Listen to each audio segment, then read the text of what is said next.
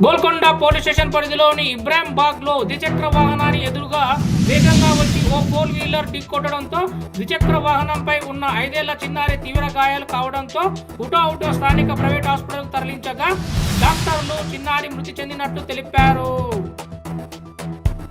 కారులోని వ్యక్తి మద్యం సేవించి ఉన్నట్లు స్థానికులు తెలిపారు. కేసు నమోదు చేసుకొని పోలీసులు దర్యాప్తు చేస్తున్నారు.